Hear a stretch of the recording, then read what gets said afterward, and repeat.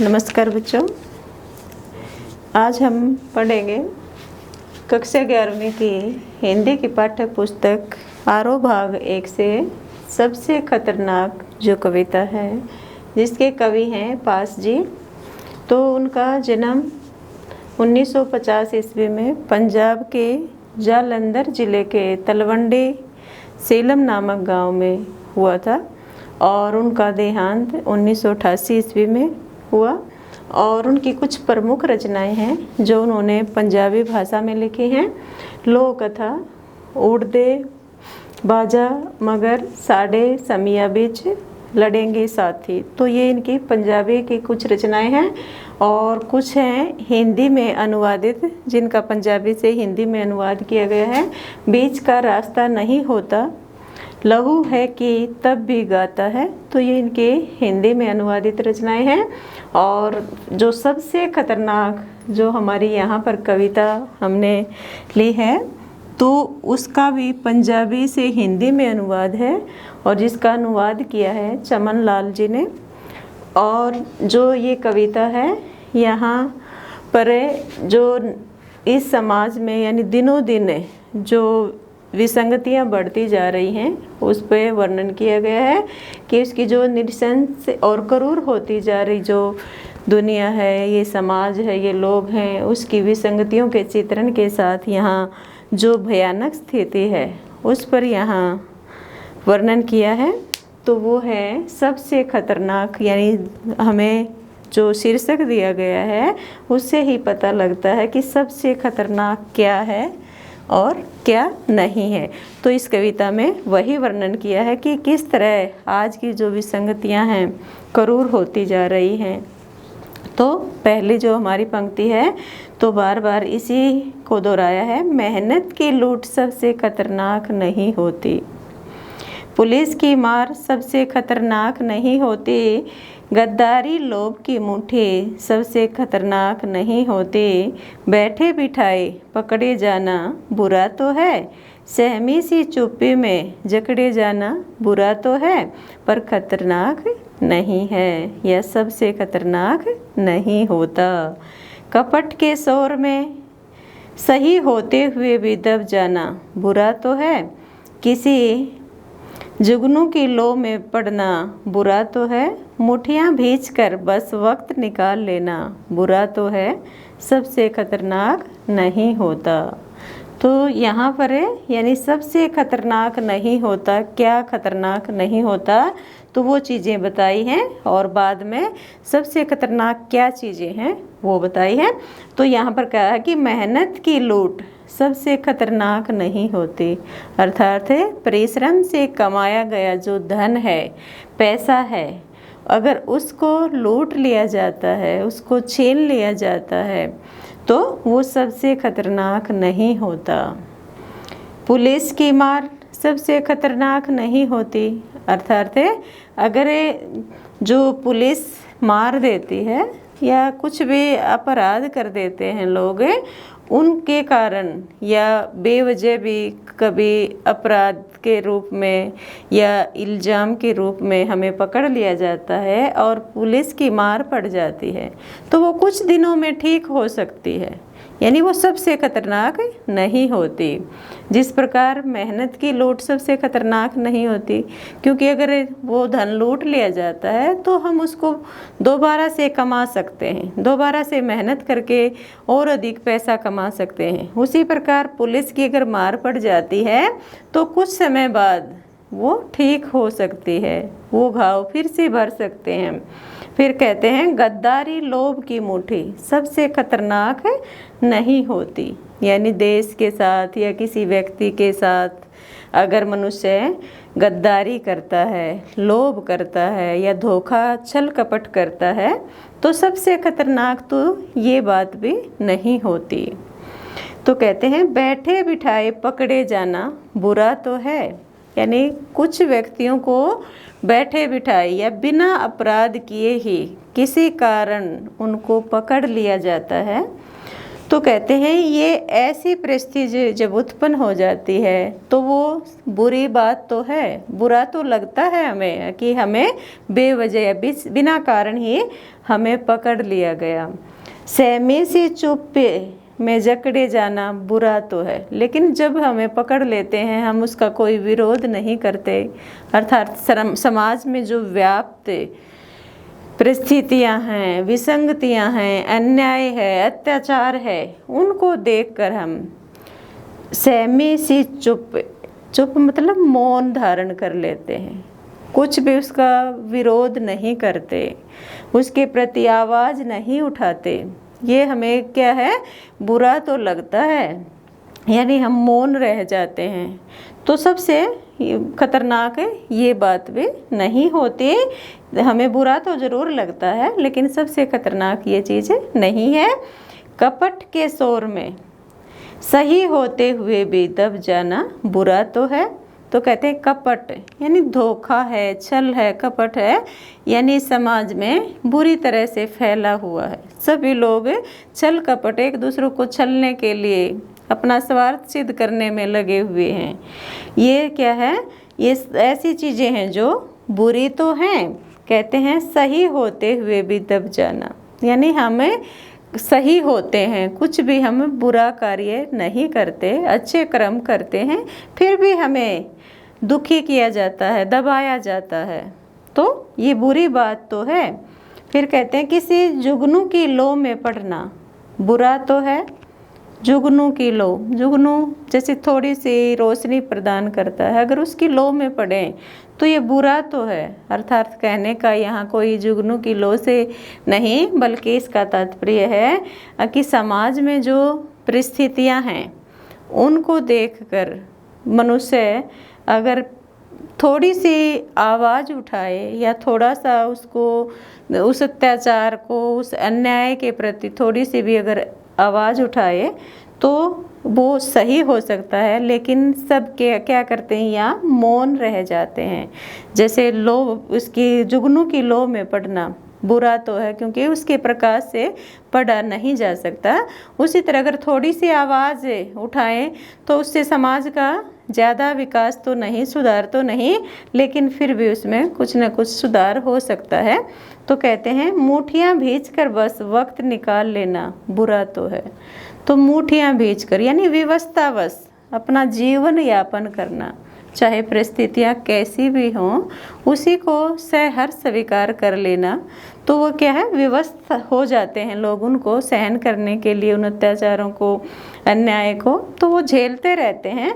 तो वैसे ही क्रोध तो उनको भी आता है, तो वो मुठियाँ भींचते हैं, यानी क्रोध में जब गुस्सा होता है, क्रोध आता है तो अपनी मुठियाँ भींचते हैं, तो अपना समय निकाल लेते हैं, यानी क्रोध को ऊपर नहीं आने देते, वो क्रोध नहीं दिखाते, यानी समाज की परिस्थितियों को बदलना ही नहीं चाहते, बल्कि वो अपनी मुठियाँ भींचकर या विवश होकर अपना समय व्यतीत करते रहते हैं। तो कहते हैं ये सारी चीज़ें भी सबसे खतरनाक नहीं होती। तो फिर हमारी इच्छा होती है कि सबसे खतरनाक चीज़ और क्या होती है। तो कहते हैं सबसे खतरनाक होता है, क्या होता है, मुर्दा शांति से भर जाना, न होना तड़प का, सब सहन कर जाना, घर से निकलना काम पर और काम से लौटकर घर आना सबसे खतरनाक होता है। हमारे सपनों का मर जाना सबसे खतरनाक वह घड़ी होती है, आपकी कलाई पर चलती हुई भी जो आपकी निगाह में रुकी होती है।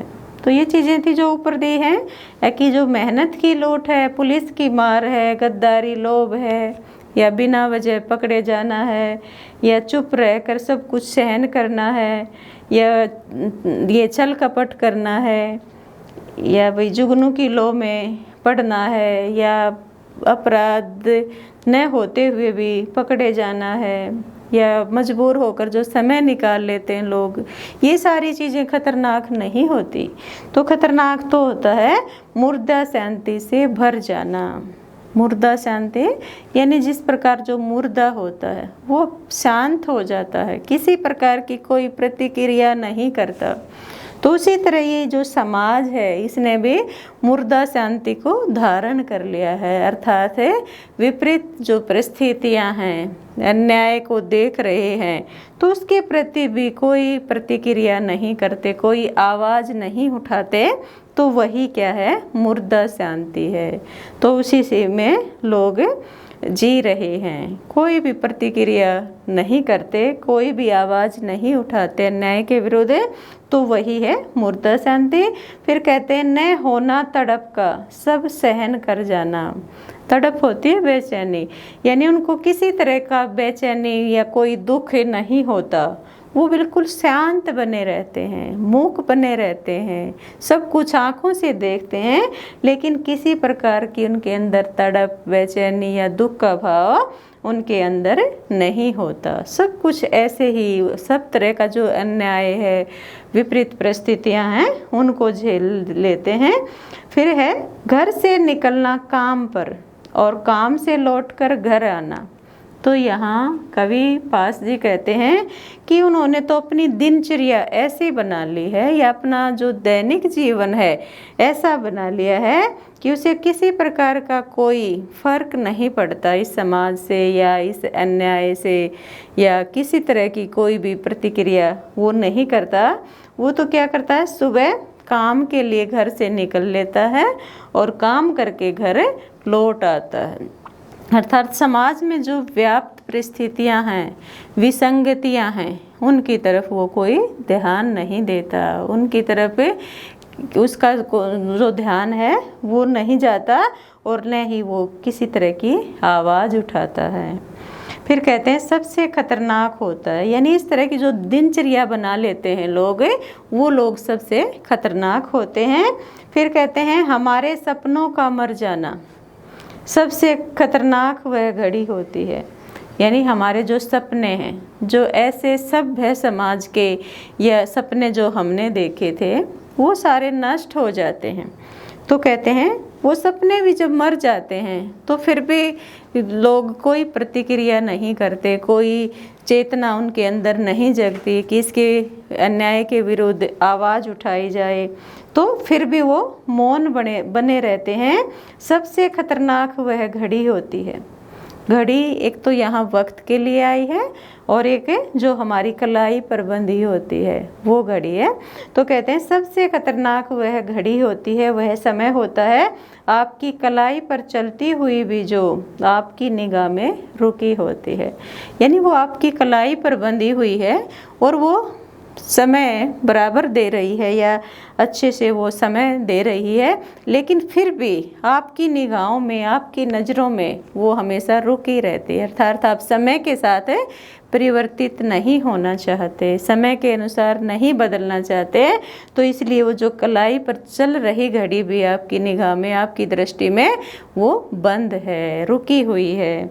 तो यहाँ पर कहते हैं ऐसे जो लोग हैं वो सबसे खतरनाक हैं, क्योंकि वो अन्याय का विरोध नहीं करते, वो सक्रिय भाव से लड़ाई नहीं लड़ते, वे अपने आप को इसी तरह जीवन जीने का आदी बना लेते हैं।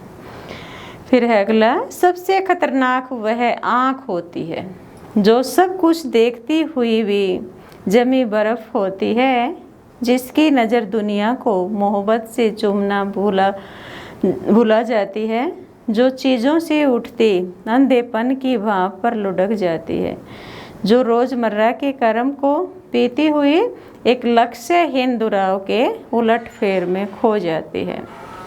तो बच्चों यहाँ पर क्या कहते हैं, सबसे खतरनाक वह आँख होती है, जो आँख है, जो जिससे हम देखते हैं, वो दृष्टि होती है जो सब कुछ देखती हुई भी जमी बर्फ की तरह होती है। यानी समाज में इतने सारे अन्याय हो रहे हैं, यानी लोग दुखी हैं, कहीं भी शांति नहीं है, हर रोज़ संसार में कोई न कोई घटना घट रही है, लेकिन फिर भी लोग शांत बने रहते हैं। जैसे बर्फ़ जम जाती है, ऐसे ही जैसे आँखों से सब कुछ देख रहे हैं तो उनकी आँखें जमी बर्फ़ के समान हो गई हैं, वो किसी प्रकार की कोई भी प्रतिक्रिया व्यक्त नहीं करते, कोई भी हलचल उनके अंदर नहीं होती, कोई भी समाज में बदलाव वो लाना नहीं चाहते। तो वे आँख सबसे खतरनाक बताई हैं कि संसार में सब कुछ आँखों से घटते हुए सब कुछ परिस्थितियों को वो देख रहे हैं, लेकिन फिर भी वो मौन हैं, चुप हैं। जिसकी नज़र दुनिया को मोहब्बत से चूमना भूल जाती है, यानी जिसकी नज़र, जिसकी जो दृष्टि है वो इस संसार को मोहब्बत होता है, प्रेम से स्नेह का जो भाव होता है एक दूसरे के अंदर है, वो ही भुला देती है। अर्थात उनके अंदर है एक दूसरे का जो प्रेम से भरा हुआ भाव था, वो मिलनसार व्यक्तित्व था, वो सब वो भूल जाते हैं, वो उनके अंदर नहीं रहता। वो मोहब्बत जो भाईचारे में या एक दूसरे व्यक्तियों में, अपने परिजनों में जो बनी रहती थी, वो भी यहाँ समाप्त हो गई है। जो चीज़ों से उठते अंधेपन की भाप पर लुढ़क जाती है, जो चीज़ों से उठते अंधेपन की भाप पर लुढ़क जाती है, यानी ऐसा जो यहाँ अंधेपन की तरह, जैसे अंधे लोग होते हैं वो कुछ नहीं देख पाते, क्योंकि लोगों में पहली पंक्ति में बताया है कि उनकी जो दृष्टि है यानी वो जमी बर्फ के समान है। और यहाँ अंधेपन का जिक्र किया गया कि जो अंधे लोग हैं वो तो देख नहीं पाते, लेकिन तुम तो सब देख सकते हो, अपन तुम्हारे पास दृष्टि है, तो फिर भी उसी अंधेपन की तरह ही तुम देखते रहते हो। यानी तुम्हें ऐसा समाज में जो कुछ घट रहा है, घटित हो रहा है, या अन्याय हो रहा है, अत्याचार हो रहा है लोगों के साथ है, वो भी तुम्हें दिखाई नहीं देता, जैसे एक अंधे व्यक्ति को दिखाई नहीं देता। जो रोजमर्रा के कर्म को पीती हुई एक लक्ष्यहीन दुराव के उलट फेर में खो जाती है, और तुम्हारी जो जिंदगी है, जो तुम्हारा जो जीवन है, वो रोजमर्रा के कर्म में, रोजमर्रा यानी जो दैनिक कार्य हैं, जैसे पहले भी वर्णन आया था कि सुबह घर से निकलते हैं और शाम को काम करके घर लौट आते हैं, जो रोजमर्रा की तुम्हारी जिंदगी है उसी में ही रहते हो, यानी उसका कोई लक्ष्य नहीं है। जो लक्ष्यहीन है उसी के उलट फेर में, यानी सुबह आते जाते हैं, शाम को वापस आ जाते हैं, वही उलट फेर बार बार वो दोहराते रहते हैं। कोई भी प्रतिक्रिया वो नहीं करते या समाज में किसी तरह का परिवर्तन लाना नहीं चाहते। अगर वो आँखों से अन्याय होते हुए देख रहे हैं, लोगों को दुखी देख रहे हैं, उनकी पीड़ा को देख रहे हैं, लेकिन किसी तरह का उनमें बदलाव या चेतना या जिसको प्रतिक्रिया के रूप में बोले तो वो कोई भी भावना उनके अंदर व्याप्त नहीं है। सबसे खतरनाक वह चांद होता है जो हर हत्याकांड के बाद वीरान हुए आंगनों में चढ़ता है, पर आपकी आंखों को मिर्च की तरह नहीं गढ़ता। यानी यहाँ पर कहते हैं कि सबसे खतरनाक कवि के अनुसार वो चांद बताया है कि जो किसी हत्याकांड के बाद, यानी जिस घर में हत्या हुई हो और फिर भी वैसे ही वो वीरान आंगन में, वीरान माने जो सुनसान आंगन है, शांत आंगन है, क्योंकि वहाँ पर किसी की मृत्यु हुई है तो बिल्कुल सुनसान हो गए हैं आंगन है, तो वहाँ पर भी वो उसी तरह चमकता है, उसी तरह निकलता है। कहते हैं पर आपकी आँखों को मिर्चों की तरह नहीं गढ़ता। यानी हत्याएं हो रही हैं समाज में, लेकिन फिर भी लोग आवाज़ नहीं उठा रहे। तो कहते हैं तो वो चांद भी जो आपकी आँखों में, क्योंकि जो सौंदर्य का प्रतीक था जिसे देखकर हम खुश होते थे, लेकिन आज हम दुखी हैं, और वो चांद जब हमारे आंगन में चमक रहा है तो हमारे आँखों में मिर्च की तरह लगना चाहिए, लेकिन हमारे अंदर वो भावना ही नहीं है, वो संवेदना ही नहीं है कि जिससे वो हम दुखी हों, जो मिर्च की तरह हमारी आँखों में चुभे। तो कहते हैं कि ये जो समाज है, ये समाज के लोग हैं, हत्याकांड के बाद भी, यानी बहुत सारी हत्याएं हो रही हैं, फिर भी वो बदलना नहीं चाहते, फिर भी कोई आवाज़ उठाना नहीं चाहते कि ये इतना जो विरोध की जो भावना उनके अंदर होनी चाहिए वो नहीं आ रही। इसलिए यहाँ चांद को सबसे खतरनाक बताया है कि वो वीरान आंगनों में आता है और फिर भी लोगों के आँखों में मिर्च की तरह नहीं लगता, नहीं गढ़ता।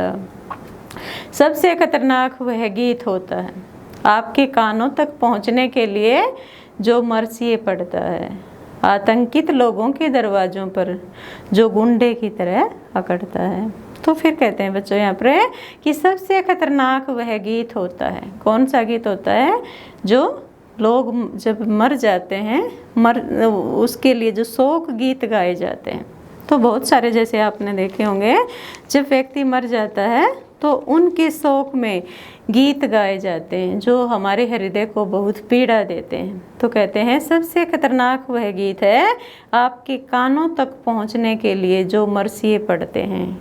मरसिए जो ये होते हैं जो मृत्यु के बाद कुछ मंत्र वगैरह दिए जाते हैं, जो शोक मंत्र पढ़े जाते हैं, जो जिनको गीत के रूप में प्रस्तुत किया जाता है। तो वो गीत जब हमारे कानों में गूंजते हैं या पहुंचते हैं, वो हमें अत्यधिक पीड़ित करते हैं, दुखी करते हैं। तो कहते हैं वो दुख भरे जो गीत हम सुनते हैं वो सबसे खतरनाक होते हैं, क्योंकि वो हमारे हृदय को हिला देते हैं, हमारे हृदय में इतनी पीड़ा भर देते हैं कि हमारा जो दुख है वो और भी अधिक बढ़ जाता है। फिर कहते हैं आतंकित लोगों के दरवाज़ों पर, आतंकित माने जो भयभीत हैं, डरे हुए लोग हैं, तो उनके दरवाज़ों पर वो आते हैं जो गुंडे की तरह अकड़ता है। यानी गुंडे जो लोग होते हैं जिसके भय से लोग डरते हैं, उसी तरह ये गीत बताए गए हैं। क्योंकि लोग पहले से ही दुख के कारण डरे हुए हैं, इतना भयंकर दुख है उनके जीवन में भरा हुआ है, लेकिन फिर भी यहाँ पर जो मरसिए हैं वो उन शोक गीतों को आकर पढ़ते हैं या गाते हैं। तो वो जिस तरह से गुंडे लोगों का भय बना रहता है और वो जब दरवाजे पर आ जाते हैं तो और भी अधिक लोग डरने लगते हैं, वही भाव यहाँ पर दर्शाया गया है। फिर कहते हैं सबसे खतरनाक वह रात होती है जो जिंदा रूह के आसमानों पर ढलती है, जिसमें सिर्फ उल्लू बोलते हैं और हुआ करते गिद्दड़ हमेशा के अंधेरे बंद कमरों, दरवाज़ों, चौगाठों पर चिपक जाते हैं। तो बच्चों यहाँ पर क्या बताया है कि सबसे खतरनाक वह रात होती है। कौन सी रात होती है? जो जिंदा रूह के आसमानों पर ढलती है। जिंदा रूह होती है आत्माएं, जो जिंदा आत्माएं हैं अर्थात जो जीवित व्यक्ति हैं उनके ऊपर ढलती है या उनके ऊपर वो दुख छा जाता है, वो अंधकार भरी रात छा जाती है जिसमें सिर्फ उल्लू बोलते हैं। क्योंकि जब दुख आता है, दुख की जो परिस्थितियाँ होती हैं उसी में ही उल्लू और गिद्धड़ों की जो आवाज़, भयानक आवाज़ होती है वो हमें सुनाई देती है। तो उसके आवाज़ से ही हम जान जाते हैं कि ये कोई दुख भरी रात होगी या कोई घटना घटने वाली है। तो इस घटना का अंदेशा हमें पहले से ही मिल जाता है। तो यहाँ पर जो उल्लू और गिद्धड़ हैं तो वो किसके प्रतीक हैं? रूढ़िवादी जो परंपराएं हैं जिनमें लोग बंधे हुए हैं, वो उनको छोड़ना नहीं चाहते। तो वो जिंदा रूह यानी जीवित लोग हैं और फिर भी उन परंपराओं में यानी समय के साथ वो परिवर्तित नहीं होते और अंध जो रूढ़ियाँ हैं, जो परंपराएं हैं, अंधविश्वास हैं, उनमें हमेशा फंसे रहते हैं। उनको उल्लू और गिद्धड़ के रूप में माना है। हमेशा के अंधेरे बंद कमरे, ये दरवाज़ों, चौगाठों पर चिपक जाते हैं। जिस प्रकार जो ये उल्लू हैं जो बंद कमरे हैं अर्थात जहाँ कुछ नहीं रहता, लोग उन घरों को छोड़कर चले जाते हैं। उनके जो दरवाजे हैं, चौगाठ होती, चौखटे हैं जो बंद हो जाती हैं, बिल्कुल सुनसान हो जाती हैं, वहाँ कोई नहीं रहता, उन पर चिपके रहते हैं। उसी तरह यहाँ समाज में कुछ ऐसे ही लोग हैं जो उन पुरानी रूढ़ियों में बंधे हुए हैं, अंधविश्वासों में बंधे हुए हैं। वो अपने अंदर के जो दरवाजे हैं उनको खोलना नहीं चाहते। जिस तरह से बंद दरवाज़ों पर जो ये उल्लू चिपके रहते हैं, उसी तरह से यहाँ वो लोग अपनी पुरानी परंपराओं में, रूढ़ियों में, परंपरावादी जो लोग हैं वो चिपके रहते हैं, वो इनसे बाहर नहीं निकलते, अर्थात इस समाज को परिवर्तित करना नहीं चाहते। पुरानी परंपराओं और अंधविश्वासों में ही वो हमेशा बंधे रहते हैं। सबसे खतरनाक वह दिशा होती है जिसमें आत्मा का सूरज डूब जाए और उसकी मुर्दा धूप का कोई टुकड़ा आपके जिस्म के पूरों में चुभ जाए, तो मेहनत की लूट सबसे खतरनाक नहीं होती, पुलिस की मार सबसे खतरनाक नहीं होती, गद्दारी लोग की मुट्ठी सबसे खतरनाक नहीं होती। तो इसमें कहा है कि सबसे खतरनाक वह दिशा होती है। तो कौन सी दिशा बताई है? जिसमें आत्मा का सूरज डूब जाए। आत्मा का सूरज डूबना यानी आत्मा के सूरज का अस्त होना। अस्त होना यानी यहाँ पर किसी प्रकार का या अच्छे बुरे के बारे में सोच विचार करने की क्षमता ही नष्ट हो जाना। तो आत्मा का सूरज वो होता है जिसके अंदर सोचने विचारने की या अच्छे बुरे की जो सोच है वो ही नष्ट हो जाती है। और उसकी मुर्दा धूप का कोई टुकड़ा, मुर्दा धूप है यानी जो शांत वातावरण है या जिस प्रकार मुर्दा व्यक्ति कोई प्रतिक्रिया नहीं करते, तो ऐसे ही यहाँ के जो लोग हैं, समाज में रहने वाले जो लोग हैं, मूक बने हुए हैं, शांत बने हुए हैं। और वही जो मुर्दा शांति है या जो पुरानी रूढ़ियाँ हैं वो आज भी उनके जिस्म माने शरीर में चुभते रहते हैं, लेकिन फिर भी इन परिस्थितियों से वो बाहर नहीं निकलना चाहते। तो जिस प्रकार है जैसे कांच के जो टुकड़े होते हैं जो मनुष्य के शरीर में चुभते रहते हैं, ऐसे ही यहाँ उनकी जो आत्मा है उसमें वो रूढ़ियाँ, वो अंधविश्वास आज भी ऐसे ही व्याप्त हैं, आज भी ऐसे ही चुभते रहते हैं, लेकिन फिर भी इन परिस्थितियों से वो निकलना नहीं चाहते, इन अंधविश्वासों से, रूढ़ियों से वो बाहर नहीं आना चाहते। तो ये बताया है। तो कहते हैं मेहनत की लूट सबसे खतरनाक नहीं होती। तो अंत में भी वही कहते हैं कि मेहनत की या मेहनत से कमाया गया जो धन है वो उसको लूट लेते हैं तो वो भी इतना खतरनाक नहीं होता, क्योंकि मनुष्य उसको दोबारा से मेहनत करके फिर से प्राप्त कर सकता है। पुलिस की मार भी सबसे खतरनाक नहीं होती। पुलिस के द्वारा अगर व्यक्ति को मार दिया जाता, पीट दिया जाता है, तो वो भी कुछ समय बाद ठीक हो जाता है। उसकी जो मार है वो कुछ समय में धीरे धीरे कम हो जाती है। गद्दारी लोग की मुट्ठी सबसे खतरनाक नहीं होती। अगर कोई भी व्यक्ति किसी व्यक्ति से या देश से या शासन से या सत्ता से गद्दारी करता है तो वो भी इतनी बड़ी नहीं होती, वो भी इतना खतरनाक चीज़ नहीं बताई। तो ये चीज़ें हैं जो ऊपर दी गई हैं ये सबसे खतरनाक हैं, जिसमें खतरनाक में है मुर्दा शांति है, बेचैनी न होना, दिनचर्या का एक जैसा बनाए रखना, सपनों का मर जाना, और कलाई पर चलती हुई जो घड़ी है वो रुकी हुई के समान दिखाई देना। और इसमें जो सब कुछ देखते हुए भी हम कुछ भी प्रतिक्रिया न करते, तो जो जिसकी आंखें बर्फ़ के समान बताई गई हैं और मोहब्बत से रहना ही है जो हम भूल जाते हैं, ये सबसे खतरनाक चीज़ें हैं। और इसमें रोज़मर्रा की जो ज़िंदगी है वैसे ही जो चलती रहती है ये भी सबसे खतरनाक बताई गई है। और जब हत्याकांड होते हैं या हत्याएं हो रही हैं फिर भी हम विरोध नहीं करते, तो ये भी सबसे खतरनाक बताई है, जिस प्रकार चांद के उदाहरण के माध्यम से यहाँ बताया है। और जो सबसे खतरनाक वो गीत होते हैं जो हमारे कानों में चुभते रहते हैं और जिससे हम डरे हुए हैं, और जो गुंडे की तरह में और भी अधिक वो डराते रहते हैं। और फिर उल्लुओं का यानी पुरानी परंपरा और रूढ़ियों के बारे में भी यहाँ बताया गया है कि जिस प्रकार कुछ लोग हैं जो पुरानी परंपराओं को, अंधविश्वासों को छोड़ना नहीं चाहते, यहाँ उल्लू और गिद्दड़ का उदाहरण देकर उनको स्पष्ट किया है। और यहाँ आत्मा का सूरज यानी सोचने विचारने की शक्ति अगर समाप्त हो जाती है तो ये भी सबसे खतरनाक चीज़ होती है। तो ये थी बच्चों हमारी कविता। तो इसमें हमारी एक तो सबसे खतरनाक जो चीज़ें दी हैं इसकी आवृत्ति दी गई है, तो पाठकों के अंदर इसमें जिज्ञासा बनी रहती है कि सबसे खतरनाक चीज़ क्या है, तो वो बनी रहती है। इसमें अनुप्रास अलंकार का प्रयोग किया गया है, मुक्त छंद है, और जगह जगह मुहारे जैसे मुट्ठी बीचना, बैठे बिठाए, पकड़े जाना, कलाई पर चलती हुई घड़ी, तो बहुत सारे कुछ ऐसे उदाहरण हैं जो मुहारों के रूप में यहाँ प्रयोग किए गए हैं। और भाषा सहज सरल और भाव के अनुकूल है, और इसमें समाज में फैली विकृतियों की तरफ हमारा ध्यान आकर्षित किया है। तो ये थी बच्चों हमारी कविता। उम्मीद करती हूँ कि आपको ये पसंद आई होगी, और अगर आपको पसंद आई हो तो आप इसको सब्सक्राइब कीजिए, लाइक कीजिए और ज़्यादा से ज़्यादा बच्चों में शेयर कीजिए। धन्यवाद।